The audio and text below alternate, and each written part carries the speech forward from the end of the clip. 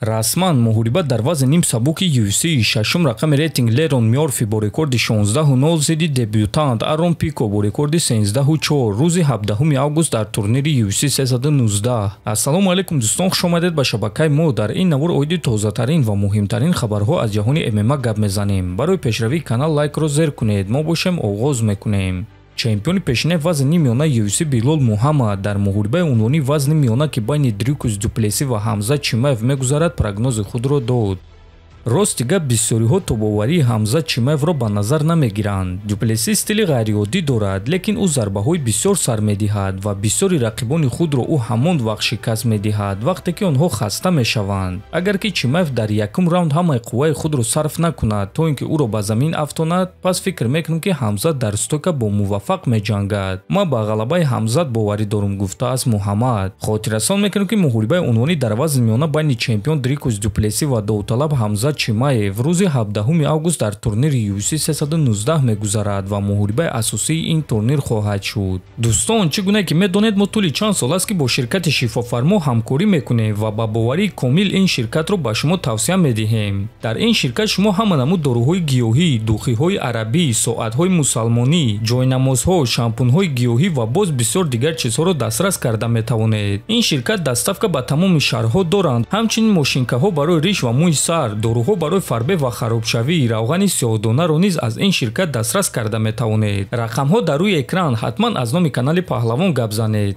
Топови ҷангори вазни сабук UFC Дэн Хукер ба Арман Царукян визов дод ва ӯро ба муҳориба даъват кард. Ислам Махачев ба вазни нимёна баромад. Топурия эҳтимолан зидди Геҷи меҷангад. Холуе бо Арман намеҷангад, чунки ягон кас ин муҳорибаро дидан намехоҳад. Макс бо эҳтимоли калон зидди Оливейра меҷангад. Ин маънои онро дорад ки мо бо Арман мемонем. Ин муҳорибае ҳаст ки ман мехоҳам ва ин муҳориба маъно дорад. Биёед ҳақиқатро гап мезанем. Ӯ ҷангвари дилгиркунанда аст, лекин ҳамзамон ӯ ҷангвари хеле хуб аст. Ҷангварони машҳур ин чизро сабаб карда барои муҳориба зидди ӯ розӣ намешаванд. Арман дар ҳолати вазнин қарор дорад. Ӯ рус мондааст. Барои ҳамин бояд ки зидди ман ҷангад то ин ки соҳиби муҳорибаи унвонӣ шавад. Арман рақиби хатарноктарин нест, лекин ӯ медонад ки чӣ гуна ғалаба ба даст орад. Ман доимо бо беҳтарин ҷангварон ҷангидан мехоҳам ва ӯ аниқ яке аз беҳтарин ҷангварони вазни сабук аст, ки ба Арман Царукян визов медиҳад. ҳаддиақал номи як ҷангварро номбар кунед ки ба Арман визов дода бошад. Ягон кас номи ӯро намегирад. Ман зидди ӯ ҷангидан мехоҳам, гуфтааст Хукер. Ва дӯстон, дар ҳақиқат айни замон ягон ҷангвар аз топ 5 зидди Арман Царукян ҷангидан намехоҳад. Ягона ҷангваре ки зидди ӯ ҷангидан мехоҳад ин Дэн Хукер ва Матеуш Гамрот аст, ки дар рейтинги вазни сабук дар ҷои 6 ва 7 қарор доранд. довталаб барои камарбанди вазни нимёна UFC Ислам Махачев гуфт ки барои чӣ топурияро якум рақами паунд карданд.